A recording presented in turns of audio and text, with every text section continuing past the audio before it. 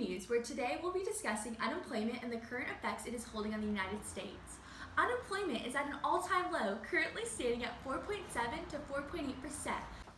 This is a minuscule amount of the population that is unemployed. Low unemployment is beneficial to companies, there's easier job access, high consumer buying power, reduces the strain on the government and taxpayers, and is overall beneficial to the economy. Today, we will be reporting from Alaska, where they have a record high unemployment rate of 7.2%. Let's hand it over to Jillian. Hey Jillian, how's the weather over there? Thanks, Shauna. My name is Jillian Kim, and I'm coming to you live from Alaska. Today in Alaska, the weather is great. It's 28 degrees and just a tad bit windy. The unemployment rates here in Alaska are through the roof. Alaska has the worst unemployment rate in the U.S. Many problems with the unemployment rate is the minimum wage not being nearly enough to support families in Alaska. In Alaska, the minimum wage is $9.75. Who can live off of $9.75? Not me, not you. See, this is where the problem begins. We need a more livable wage for families to work one job and still be able to support their families.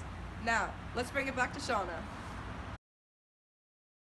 Thank you, Jill, for keeping us up to date. We never knew that. Let's head over to Dakota and hear what he has to say.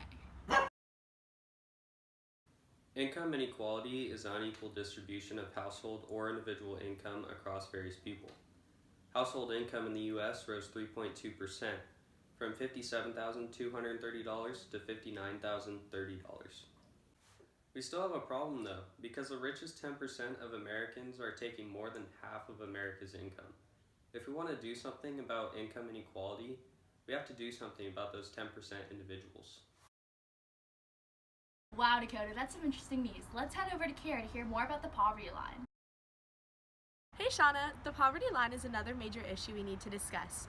It is the minimum level of income deemed adequate in a particular country. At present, the percentage of the global population living under extreme poverty is likely to fall below 10%. However, in the United States, the number is closer to 45 million people, or 14.5% of all Americans living below this line.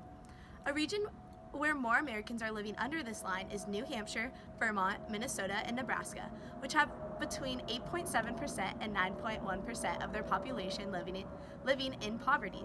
This poverty line even includes citizens working part and full-time.